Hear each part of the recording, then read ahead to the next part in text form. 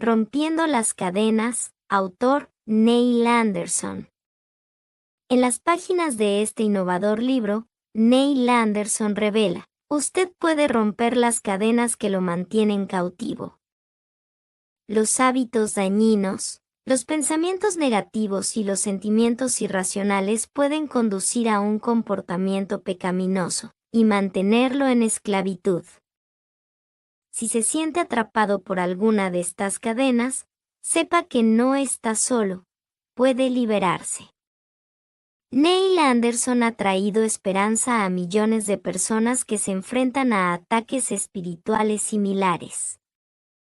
En esta edición, significativamente revisada y actualizada de este popular libro bestseller, ofrece un enfoque holístico de la guerra espiritual que está arraigado en la palabra de Dios.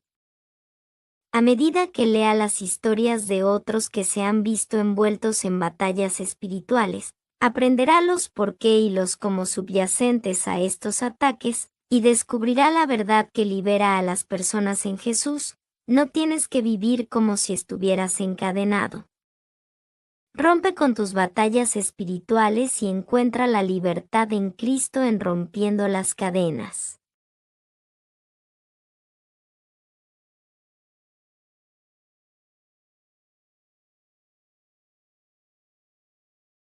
Primera parte, sé valiente. No tienes que vivir en las tinieblas. Capítulo 1. En mis primeros años de estudio, un consejero cristiano me pidió dar asesoría espiritual a una de sus pacientes. Él le había hecho varias pruebas psicológicas, pero nunca pudo llegar a la raíz del problema. Finalmente, después de 4 años de orientación sin resultados, consideró que posiblemente ella estaba bajo algún tipo de esclavitud espiritual. Durante el tiempo de consejería, aquella mujer escribió una oración a Dios que leerán a continuación. Pero 10 minutos más tarde de terminarla, trató sin éxito de quitarse la vida con una sobredosis de pastillas. Querido Señor, ¿dónde te encuentras? ¿Cómo puedes solo mirar y no ayudarme? Me siento tan mal y a ti no te importa. Si te importara un poco, aliviarías mi dolor o simplemente me dejarías morir. Te amo, pero pareces tan lejano. No puedo oírte, ni sentirte, ni verte, pero debo creer que tú estás aquí. Señor, los siento y los escucho. Ellos están aquí. Señor, sé que tú eres real, pero en este momento, para mí, ellos lo son más que tú. Por favor, logra que alguien me crea, Señor. ¿Por qué no haces que paren? Por favor, Señor, por favor. Si me amas, me dejarás morir. Una oveja perdida para esta mujer. El reino de las tinieblas era mucho más real que la presencia de Dios. Durante más de 20 años, he conocido la desgarradora realidad de cientos de cristianos como ella. Aunque la mayoría no llegó hasta el punto de atentar contra su vida, muchos me hablaron sobre las oscuras impresiones que les dejó el mundo de las tinieblas. Casi todos admitieron la presencia de quienes llamaban ellos. Voces en su interior que los acosaban, tentaban o se burlaban de ellos amenazándolos. Muchas veces atendía a personas que en citas conmigo solo para contarme los mensajes que oían. Por ejemplo, no vayas, él no podrá ayudarte, o también en que pensar de manera nociva en primera persona como, no quiero ir, o, ya he tratado antes y sé que no funciona. Una persona me escribió: cada vez que trato de hablar contigo o pienso en hablarte, me cierro completamente. Siento voces en mi interior que literalmente me gritan, no. Hasta he pensado en matarme para terminar de una vez con esta terrible batalla interior. Necesito ayuda. Otros cristianos con los que he tratado no se quejan de escuchar voces como esas, sino que sus mentes están llenas de confusión. Su caminar diario como cristianos no es satisfactorio ni productivo. Cuando tratan de orar, comienzan a pensar en cualquier otra cosa. Cuando se sientan a leer la Biblia o un buen libro cristiano, no logran concentrarse, leen durante unos minutos, pero se dan cuenta que su pensamiento estuvo alejado. Si tienen la oportunidad de servir al Señor de alguna manera, se retienen debido a pensamientos desalentadores provenientes de sus propias dudas. Soy un cristiano débil, conozco muy poco sobre la Biblia, estoy lleno de malos pensamientos, o no tengo dones espirituales.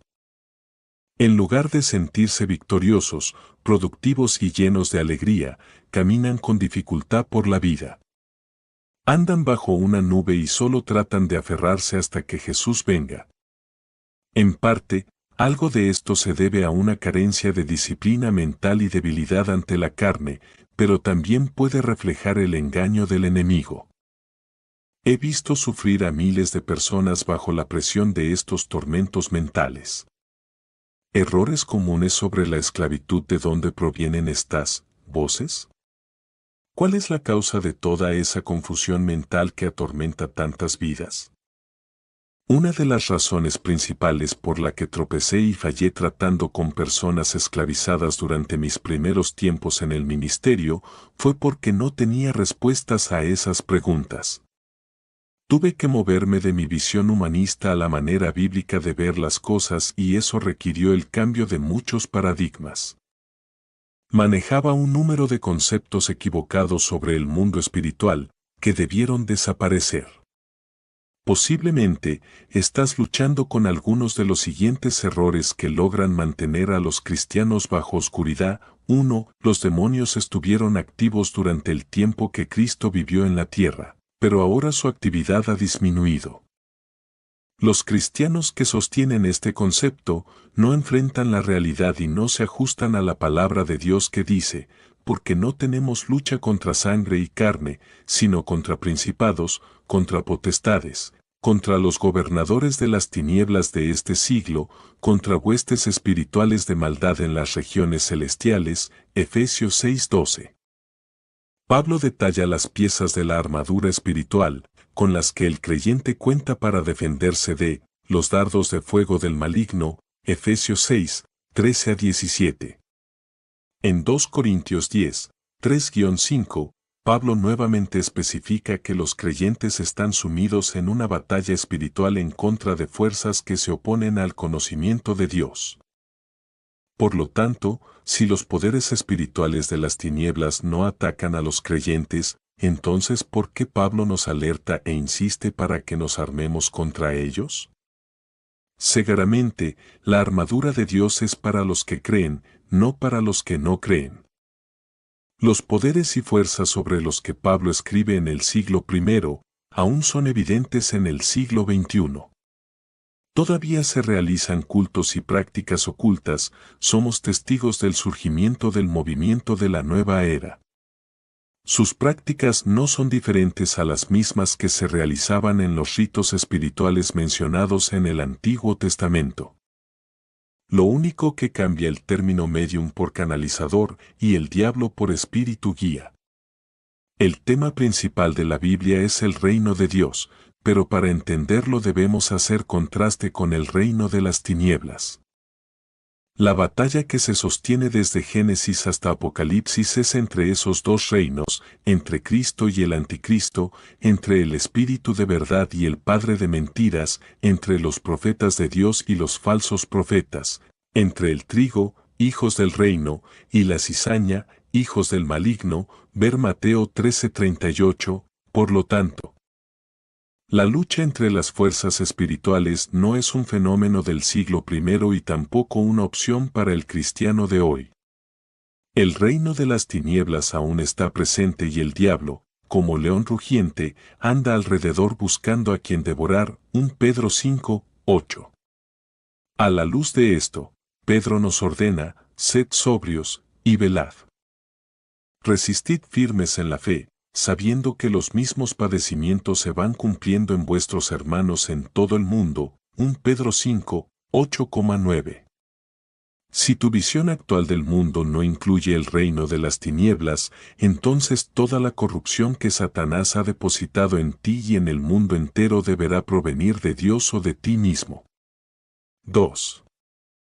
Aquello que la iglesia primitiva denominaba actividad demoníaca, en el presente se le llama enfermedad mental. Tal afirmación destruye la credibilidad en las Escrituras. La revelación divina es infalible. La primera cristiana endemoniada que traté y orienté estaba diagnosticada con esquizofrenia paranoica. Después de muchos tratamientos médicos y varias hospitalizaciones, los médicos se dieron por vencidos. Su diagnóstico fue basado en sus síntomas y ella se encontraba paralizada por el miedo. Estaba llena de pensamientos condenatorios, como nunca antes había visto en nadie. Todo diagnóstico que esté basado en la observación o revelación de los síntomas del enfermo no explica la causa de la enfermedad. Términos como esquizofrenia, paranoia, psicosis y otros tantos son solo una clasificación de los niveles de los síntomas. Pero ¿cuál es la causalidad de estos síntomas? ¿Será una causa espiritual, psicológica, hormonal o neurológica? Ciertamente, todas estas opciones deben ser examinadas, pero ¿qué pasa si no se encuentra ninguna explicación física o mental para el problema? Los psicólogos seculares no deberíamos sorprendernos por su limitada visión natural del mundo. Tratan de ofrecer una explicación natural para los problemas mentales, debido a que el alcance de su visión no incluye a Dios ni a lo bueno. Por otra parte, muchos cristianos que hablan en contra de las explicaciones científicas fácilmente aceptan una explicación psicológica para una enfermedad mental. Estudios basados en el método científico de investigación de los problemas espirituales de la humanidad son correctos, pero incompletos, ya que ignoran la influencia del mundo espiritual. Debido a que ni Dios ni el diablo son sometidos a los actuales métodos de investigación. Para una orientación cristiana eficaz, debemos saber distinguir una enfermedad orgánica de una psicológica mental y una batalla espiritual en la mente. Eso es lo que he tratado de explicar en mi reciente libro sobre la depresión, Reencuentro con la Esperanza, editorial Unilit. La depresión es un problema del cuerpo, del alma y del espíritu. Lo que requiere de un balance en las respuestas del cuerpo, del alma y del espíritu. 3. Algunos problemas son físicos y otros espirituales. Considero que este pensamiento implica una división entre el alma humana y el espíritu. No existe ningún conflicto interno que no sea psicológico, porque en todo momento tu mente, emociones y voluntad están involucradas. De igual manera, no hay problema que no sea espiritual y no hay momento en que Dios no esté presente, quien sustenta todas las cosas con la palabra de su poder. Hebreos 1:3. La Biblia nos muestra el mundo espiritual que no podemos ver, tan real como el mundo natural que vemos con nuestros propios ojos. Pues las cosas que se ven son temporales, pero las que no se ven son eternas. 2 Corintios 4:18. La Biblia tampoco nos manda a quitarnos la armadura de Dios en ningún momento. Durante el tiempo que vivamos en la tierra, la posibilidad de ser tentados, acusados o engañados está siempre presente. Si aceptamos este pensamiento, dejaremos de polarizar las respuestas médicas, psicológicas o las espirituales. El Dr. Paul Hibbert, profesor de Escuela Evangélica de Divinidad Trinidad, afirma que si los creyentes siguen aceptando una doble visión acerca de Dios, con relación a lo sobrenatural y el mundo natural que opera sobre las leyes autónomas de la ciencia, los cristianos continuarán siendo una fuerza secular en el mundo. 1:4. Los cristianos no pueden ser afectados por demonios. Algunos cristianos creen que los cristianos no pueden ser afectados por demonios. Incluso la sugerencia de una influencia demoníaca puede ser totalmente descartada ante la precipitada declaración, imposible, soy cristiano. Estos pensamientos impiden que la Iglesia tenga respuestas adecuadas para ayudar a quienes están bajo ataque. Siendo la única ayuda para estas personas, solo logran dejarlas sin esperanza. Nada puede causar más daño al diagnóstico de un problema espiritual que esta mentira. Si Satanás no pudiera tocar a la iglesia, entonces ¿por qué debemos usar la armadura de Cristo para resistir al demonio, estar firmes y alertas? Suponiendo que no pudiéramos ser heridos o atrapados por Satanás, ¿por qué Pablo describe nuestra relación con los poderes de las tinieblas como un combate? Aquellos que niegan el poder de destrucción del enemigo son los más vulnerables al mismo. Nuestra vulnerabilidad a la influencia demoníaca se encuentra desarrollada en la segunda parte de este libro. 5. Las influencias demoníacas son solo evidentes en extremos, comportamientos violentos y abominables pecados. Trabajé bajo este tipo de concepto durante varios años cuando fui pastor. Por lo tanto, tropezaba con el sutil engaño que hace a muchos cristianos infructuosos.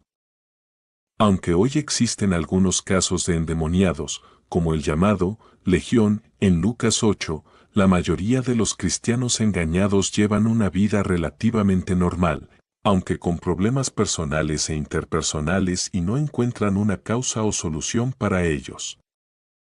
Como consideran que Satanás se involucra solo con los asesinos de sangre fría y los violentos criminales sexuales, estos individuos ordinarios, plagados con problemas, se preguntan qué les pasa y por qué simplemente no pueden mejorar. El engaño es la única y principal estrategia de Satanás. Pablo nos alerta. Satanás se disfraza como ángel de luz. Así que, no es extraño si también sus ministros se disfrazan como ministros de justicia. 2 Corintios 11, 14,15. No son las pocas fuerzas demoníacas las que hacen que la iglesia no pueda cumplir su propósito. Satanás invade sutilmente sobre la vida de los creyentes, normales. Un psicoterapeuta cristiano que asistió a una conferencia que dicté, titulada Vivir libre en Cristo, me dijo, durante mis 15 años de orientador nunca había visto ni siquiera un caso de posesión demoníaca hasta que escuché tu conferencia. Cuando volví a mi trabajo, me di cuenta que los 2/3 de mis pacientes sufrían de un engaño mental, y yo también. 6. La libertad de la esclavitud espiritual es el resultado de un enfrentamiento poderoso con las fuerzas demoníacas. La libertad de la esclavitud y de los conflictos espirituales no es un enfrentamiento de fuerzas, sino un encuentro con la verdad. Satanás engaña y trabaja encubierto, pero la verdad de la palabra de Dios lo descubre a él y sus mentiras. Sus demonios son como cucarachas que se esconden en la oscuridad cuando hay luz. Cuando era niño y vivía en la granja, mi papá, mi hermano y yo visitábamos a nuestros vecinos para compartir la producción y el trabajo. Recuerdo que el vecino tenía un perro que siempre ladraba y me asustaba tanto que salía corriendo mientras mi papá y mi hermano se quedaban firmes en su lugar. Si el perro me perseguía, me precipitaba aún más hasta que subía a lo alto de nuestra furgoneta, mientras el pequeño perro me ladraba desde abajo. Todo el mundo, menos yo, sabía que el perro no tenía poder sobre mí, excepto el poder que yo mismo le daba. No había poder ninguno en que yo me trepara a la furgoneta, era mi opción de ponerme a salvo. Yo decidí creer en la mentira y permití que el perro usara mi mente, mis emociones, mi voluntad y mis músculos, motivado por mi miedo. Al final, junté todo mi coraje, bajé de la furgoneta, le lancé una piedra y el perro salió corriendo. Satanás es como ese pequeño perro amenazador, engaña a la gente, haciendo que le teman más que a Dios. Su poder radica en el engaño, es el padre de mentiras, Juan 8:44, quien engaña al mundo entero, Apocalipsis 12:9, y por consecuencia todo el mundo está bajo la influencia del maligno, 1 Juan 5:19. No puede hacer nada con respecto a nuestra posición en Cristo, pero sí puede engañarnos y hacernos creer sus mentiras sobre nosotros mismos y sobre Dios. Si le creemos, malgastaremos demasiado tiempo creyéndonos a salvo, sobre una furgoneta. Para estar libres de su influencia, solo debemos quitarle veracidad, creer, manifestar y actuar según la palabra de Dios. De esta manera podremos desbaratar los planes de Satanás.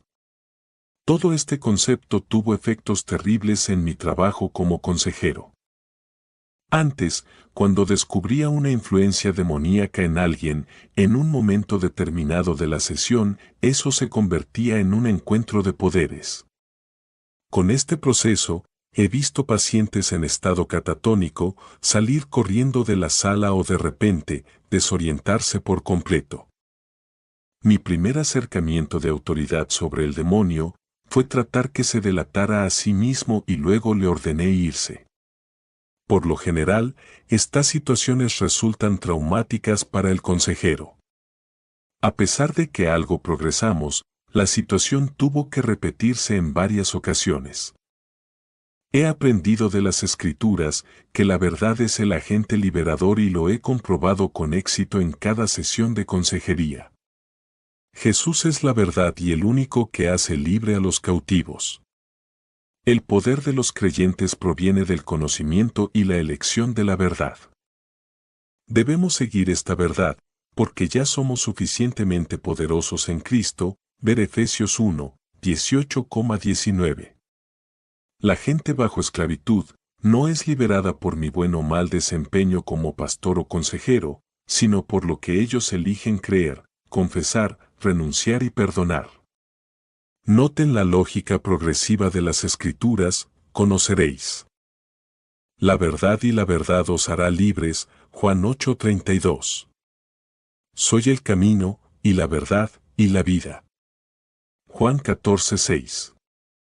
Pero cuando venga el Espíritu de verdad, Él os guiará a toda la verdad. Juan 16:13, no ruego que los quites del mundo, sino que los guardes del mal, santifícalos en tu verdad, tu palabra es verdad. Juan 17, 15,17. Estad, pues, firmes, ceñidos vuestros lomos con la verdad. Efesios 6:14. Por lo demás, hermanos, todo lo que es verdadero.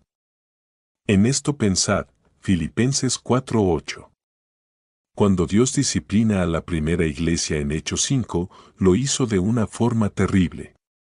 ¿Cuál fue el problema? ¿Drogas? ¿Sexo? No, el problema fue la verdad o la falta de esta.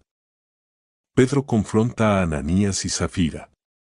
¿Por qué llenó Satanás tu corazón para que mintieses al Espíritu Santo? V3. Dios quería que la iglesia conociera a Satanás, el engañador que puede arruinarnos si logra que le creamos y vivamos en su mentira. Por eso es tan importante para nosotros que llevemos, cautivo todo pensamiento a la obediencia a Cristo, 2 Corintios 10:5. Si yo me infiltrara en una iglesia, un grupo o en una persona de manera inadvertida y los engañara para que crean en mi mentira, en alguna medida pasaría a tener control sobre sus vidas. ¿Podría un verdadero cristiano ser engañado? Aunque nunca hubiese pecado, podría serlo, y así creer la mentira. El último libro de la Biblia describe la batalla de los últimos días.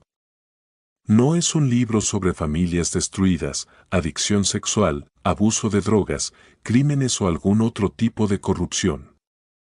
En realidad, la palabra pecado ni siquiera se encuentra en el libro de Apocalipsis. La batalla entre Cristo y el Anticristo aparece nuevamente y la mentira es la estrategia del diablo. Entre las dos partes de la historia de la iglesia es la iglesia del Dios viviente, columna y baluarte de la verdad, 1 Timoteo 3:15. Mas nosotros la iglesia, somos llamados a contar la buena noticia, siguiendo la verdad en amor. Efesios 4:15. Liberar a los cautivos debido a que lo único que se conoce sobre el ministerio de hacer libres a los cautivos es lo desarrollado por Jesús y los apóstoles, no existe suficiente instrucción acerca del tema en las epístolas. En mi conocimiento no hay una sola manera específica de cómo sacar los demonios fuera de alguien. Por lo tanto, les daré una opinión que puede aclarar el tema, y voy a sugerir un método para enfrentar las influencias demoníacas en nuestras vidas y atender a los que están en esclavitud. Antes de la cruz, los agentes divinos habilitados, como Jesús y sus apóstoles, necesitaban tener autoridad sobre los poderes demoníacos del mundo. Observemos las primeras palabras de Jesús cuando encomendó a los 12 discípulos ir a una misión de capacitación. Habiendo reunido a sus 12 discípulos, les dio poder y autoridad sobre todos los demonios y para sanar enfermedades. Lucas 9:1. En ese tiempo, Satanás no era un enemigo vencido y los creyentes no estaban sentados con Cristo en los lugares celestiales.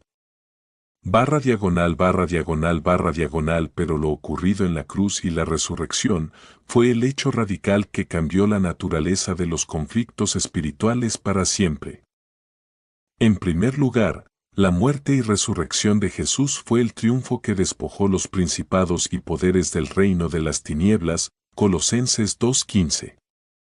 Y Jesús se acercó y les habló diciendo, «Toda potestad me es dada en el cielo y en la tierra», Mateo 28:18. Gracias a la cruz, Satanás es un enemigo vencido y ya no tiene poder sobre los que viven con Cristo y se sientan en los lugares celestiales con Él. Efesios 2:5,6. Sostener la verdad de la victoria de Cristo y la derrota de Satanás es el primer paso para el éxito contra las amenazas del enemigo. En segundo lugar, desde que vivimos con Cristo y nos sentamos junto a Él en los lugares celestiales, no necesitamos agentes externos de poder para nosotros. Porque ahora, vivimos en Cristo quien tiene todo el poder. Para oponernos al demonio, primero necesitamos entender nuestra identidad, posición y poder en Cristo. La libertad en Él es nuestra herencia como cristianos. Por eso Pablo dice, alumbrando los ojos de vuestro entendimiento, para que sepáis cuál es la esperanza a que Él os ha llamado, y cuáles las riquezas de la gloria de su herencia en los santos y cuál la supereminente grandeza de su poder para con nosotros los que creemos. Según la operación del poder de su fuerza, la cual operó en Cristo, resucitándole de los muertos y sentándole a su diestra en los lugares celestiales, sobre todo principado y autoridad y poder y señorío, y sobre todo nombre que se nombra, no solo en este siglo, sino también en el venidero. Efesios 1:18,21. Los cristianos no necesitamos derrotar al demonio, tan solo tenemos que creer la verdad de que Cristo ya terminó con esa tarea. Cuando leemos las epístolas, Pablo nos transmite la buena noticia en su oración y es obvio que Jesús nos liberó de Satanás y del pecado. Dios ya ha hecho todo lo que necesitábamos para que tengamos una vida victoriosa en Cristo. Ahora, debemos asumir nuestra cuota de responsabilidad y es deber de cada uno como creyente arrepentirnos y creer la verdad que nos hará libres. Nadie más podrá hacer esto por nosotros, puesto que yo no podría usar la armadura de Cristo por ti, creer por ti, arrepentirme por ti, perdonar a los demás por ti ni llevar cada pensamiento cautivo a la obediencia de Cristo por ti. Lo que sí puedo hacer es acompañarte en el camino para llevar a cabo todo esto, //. Encontrar nuestra propia libertad en Cristo y ayudar a los demás a hacer lo mismo es el tema principal de la tercera parte de este libro. La mujer que se llamó a sí misma una oveja perdida, al final ganó algo de libertad. Estaba sentada en la iglesia un domingo, 4 años después que escribiera esa desesperada oración, cuando sintió una respuesta de Dios para su angustia. Mi amada oveja perdida, preguntaste dónde me encontraba. Hija mía, estoy junto a ti y siempre lo estaré. Eres débil, pero conmigo serás fuerte.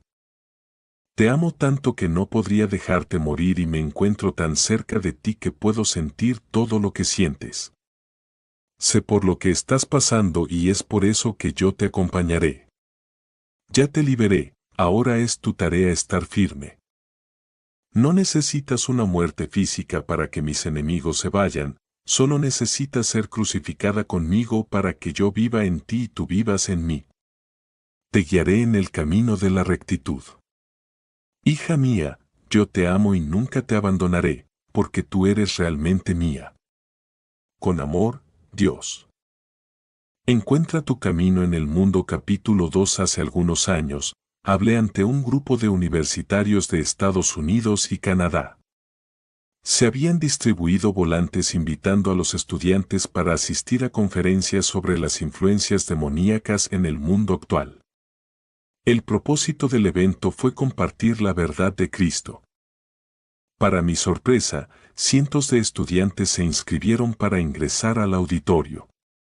No eran estudiantes malcriados ni jóvenes que iban con el propósito de discutir, aunque un grupo de satánicos se reunieron fuera del auditorio para reclamar. Tampoco habían ido a escuchar a Neil Anderson, porque ellos no tenían la más mínima idea de quién era yo. Aquellos jóvenes tenían curiosidad sobre las influencias demoníacas. El mundo occidental ha mostrado un desplazamiento masivo con relación a su visión, mejor reflejada por la aceptación de movimientos como la nueva era, la parapsicología como una ciencia, el crecimiento popular de lo sobrenatural y el aumento de casos satanistas en nuestra cultura. El misticismo de la nueva era, que se fortaleció durante la oleada de las religiones orientales en la década de los 60, se ha popularizado a través de muchas celebridades. Basta con encender el televisor tarde en la noche, para encontrarnos con un gran número de líneas psíquicas que ofrecen toda clase de promesas cristianas, excepto el perdón de los pecados y una nueva vida en Cristo. El movimiento de la nueva era no es solamente un problema de celebridades. Este grupo ha ganado terreno en mi país en el campo de los negocios, la educación e incluso la religión. 2 estudiantes del seminario asistieron, en busca de información, a una conferencia de este movimiento, la que se realizó a tan solo 2 calles de la Universidad de BYU. Cuando llegaron a la entrada y se dieron cuenta que cada uno debía pagar $65 para ingresar, decidieron irse. Pero luego, 2 extraños se acercaron a ellos, diciendo, nos dijeron que debíamos darles estas entradas. Fue así, como los sorprendidos estudiantes las aceptaron e ingresaron al lugar. Al contar lo que sucedió en la reunión, dijeron que uno de los oradores principales invitó a los participantes a realizar un ejercicio de meditación, el que consistía en imaginar a un espíritu guía acercándose desde un costado y al concluir dijo, ahora, inviten al espíritu guía a entrar. Yo apenas podía creerlo. El demonio estaba siendo llamado a un altar, a solo 2 calles de distancia de la Universidad de BYU. La visión del mundo en 2 niveles. El mundo occidental ve la realidad, ver figura 2a, en 2 niveles.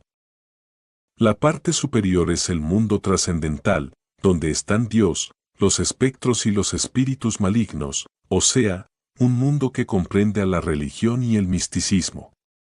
El nivel inferior es el mundo empírico, que comprende la ciencia y los sentidos físicos. En la mentalidad de 2 niveles, el mundo espiritual tiene poco o nada que ver con el mundo natural, ya que prácticamente no lo relacionamos con la realidad. Los humanos rechazan la parte superior, la mayoría trata de mezclar lo teológico con lo psicológico, incluyendo a Dios y a la humanidad, caída y redimida, pero excluyendo la tarea de Satanás y sus demonios. En oposición al racionalismo y naturalismo de Occidente existen otras culturas del mundo que tienen una perspectiva diferente de la realidad, puesto que el mundo espiritual es parte de su cultura y de su visión del mundo.